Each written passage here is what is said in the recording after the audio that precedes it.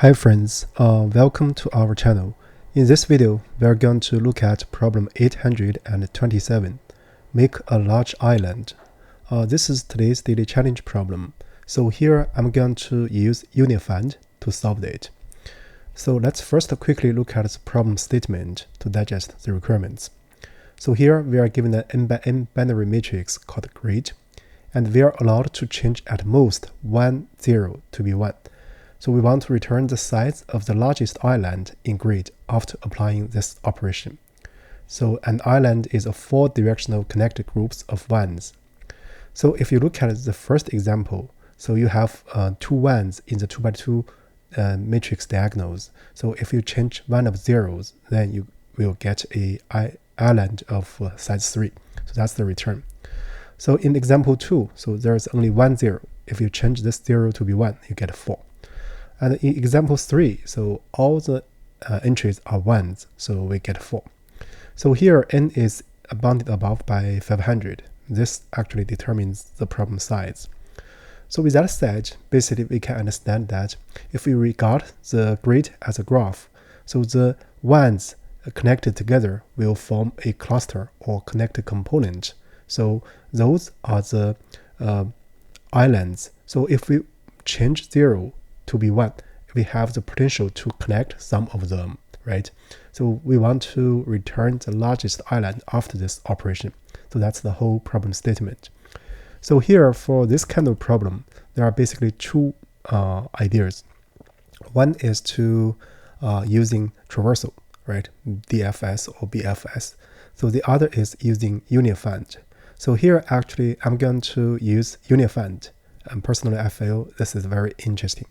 So with that said, let me carry out the program, and in between, I'm going to explain the details. So first, we are going to implement two methods. So one is called find, one is called union. And then we are going to take into consideration of the problem logic. So now let me first define two things.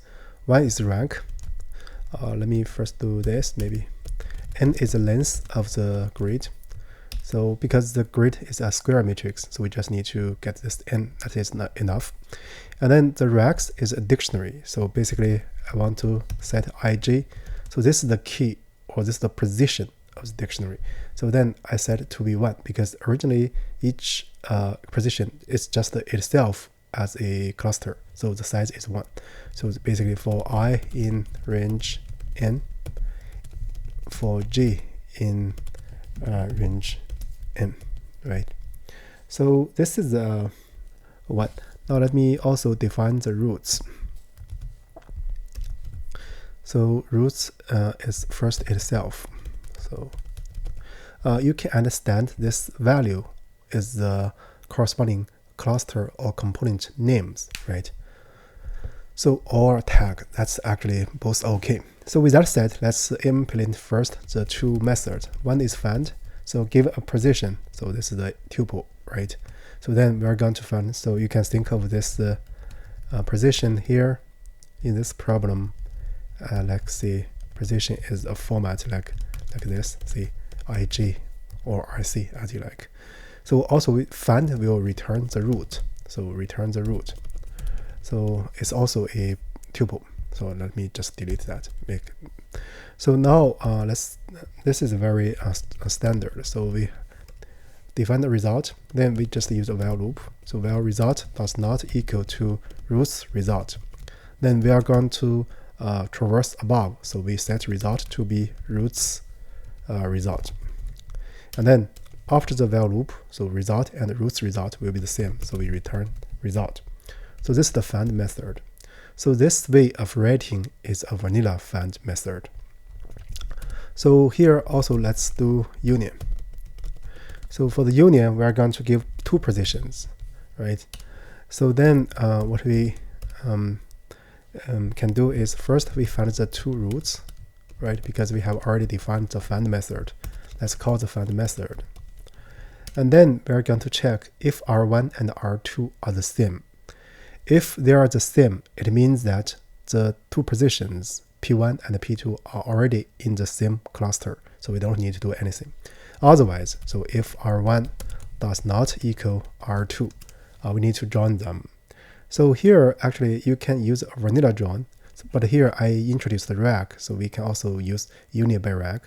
Let me first write down the vanilla join union method, and then we just add some new features. So here I'm going to set roots of R1 to be R2 to be R1. Then the rags of R1 is incremented by rags of R2. So here you can interpret the rag as the number of ones or the sizes of the cluster, right? So because I join the cluster represented by R2 to R1, then the rags of R1 is incremented by that of R2. So this is the interpretation of these two lines. So that's it, actually. Notice that we haven't used this rag yet. But now we can already look at the problem logic. So for the problem logic, so basically I can set a result to be 0. If you look at the constraint, so the it's at least a 1 by 1 matrix, right? So actually the result will be at least 1. But here I'm using result to be 0 just to compare using maximum operation. So this is also very, very important because we need to return something like this. Return, if the result is 0, we just return in square, because it means in the for loop I'm going to write there's no zeros, right? So that's the overall structure. Let me first write down and then you can see. So basically I'm going to iterate for I in range m, for j in range m. So we are going to scan this matrix, and then if we find ones, if grade ij and say equals 1. So in this case, so we need to consider the neighbors, and if they're also ones, we just need to join them. So for xy in the neighbor, right? So let's write them as I minus 1 j, and I plus 1 j, and I j minus 1, and I j plus 1, right? So for those 4 neighbors, if they are in bound, right, it means 0 less than equal y less than n. And also we want to make sure the grid at xy is also 1. So this is the condition, and we are going to join of the union. Union, so ij and xy, right? So this will make us form clusters. So actually you can call later call the rag to get the clusters. So that's the problem logic part 1. So now we want to prepare the return. So now so actually I stayed a little bit early, so it's better to let's delete that. I put it here, result to be 0. I have explained why I use initialization 0.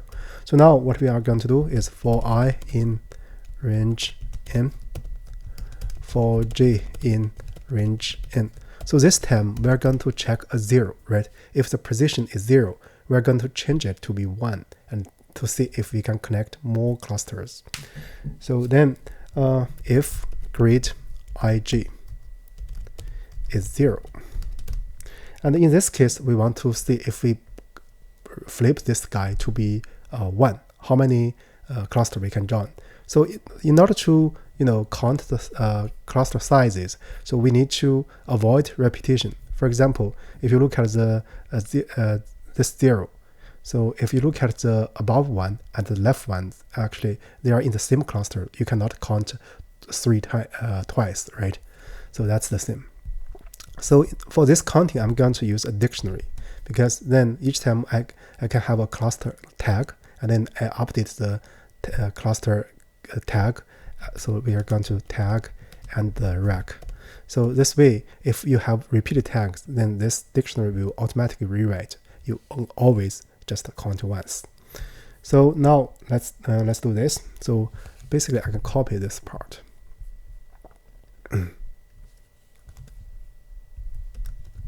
Then I check the for neighbors. So if they are in bound, and also the grid is 1, meaning that if I flip the position ij to be 1, I can connect with xy, right? So if this is the case, then first I'm going to find the root. The root find xy, right? And then what I'm going to do is let's first retrieve the rec, so you can get recs, the root, right? So now what we are going to do is d, I will see root equals the rec, right? And it's possible that if you consider two neighbors, they have the same root. It means that they are already in the same cluster. But this way, we set the root to be rec. Notice that not add, right? Equal. So this way, we always made sure we count just once. In other words, we do the correct counting. So this is actually very crucial to understand. So once you do this, so then after the for loop, so you're going to do max the result, the original state, and then 1. So 1 means this position ij, then plus the sum of the values, right? Sum of d values. So this d values are the cluster sizes I can connect with by flipping this ij to be 1. So this is the case. So afterwards, we just need to return the result. So here I need to see, let me do this in square if result equals 0. So if result equals 0, because you know here it at least 1, it means that we didn't enter this loops, meaning that all the positions in the grid are 1s. So if all the positions are 1s, we just need to return the size of the grid. So this is why result equals 0, and also we initialize as this. Otherwise, so we just need to return a result. So this is actually a full solution now. Now let me first do a test. So here roots is not defined. Let me see. Well, so I see here. Let me do this. Roots. That's better, right? So union is not defined. Let me see union. Let's see union. It's a tuple, right? So now let's see.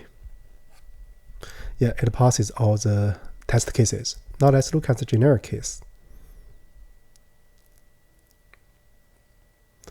Yeah, it passes all the cases. So now let me make some comments. So here, you know, if you look at this problem logic, it's actually very natural because it's like our human being, right? So let me use the example 1 to give you some walkthrough. So here, right, originally we have two clusters, this one and this one.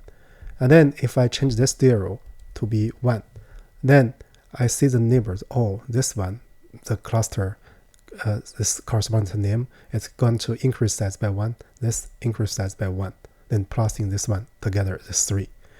This is example 1. So now if you look at example 2, this is also very interesting to implement and emphasize this part. So how to avoid repetition in counting. So here I'm using dictionary. So let's see. Originally, you know, these 3 ones are already in the same cluster, right? So now, because this is 0, if I change this 0 to be 1, then I can look at its 2 neighbors, right? So let me just remain 0. I put a star here. Then this bottom left ones, so they associated with a cluster with size 3. So and this one also associated with the same cluster. It's also size 1. But you know, if we look at these 2 positions, so the D, let's call their representation maybe say 0, 0, right? So then we see D 0, 0 is 3. Then D 0, 0 again equals 3. So the overall result is 3. Then 3 plus this 1 here, you are going to get 4. So that's why here we are using dictionary. So that's the first comment. So in order to comment 2 more items for the unit fund, so here I'm using a vanilla one, but most of the time you can also add post compression. So here we can add 1 line of code. So here actually we can apply the roots to the result, and here. In other words, I set the roots of the result to be the roots of the roots of the result. In other words, I use less path length from the result to the cluster name, right? So this is the so-called path compression. It will actually slightly accelerate the time complexity in practice. So you can also submit.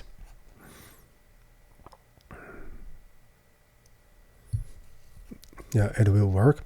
So this is the one thing. So here actually this is the vanilla union. So we can add a union by rack. So the idea is to join small cluster to larger ones, smaller cluster to larger ones. So here actually you just need to add some blocks. So if racks R1 is greater than or equal to that of R2, then we're going to do this set. So otherwise, so we just copy this 2 line and then this 2 line, right? And then we just change some name. So in other words, we set the root of R1 to be R2, and correspondingly, so we are going to add the rack of R1 by that of R2 by that of R1. Then that's it. So you can also submit.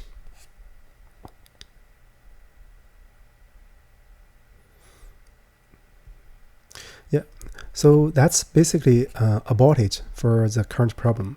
Personally, I like this method, union find method, very much because it's very natural. And if you know how to implement union and find method, so writing the code for solving this problem, which is marked hard by leetcode, is rather straightforward, I would say. So with that said, I guess that's about it for the current video. Thank you for watching.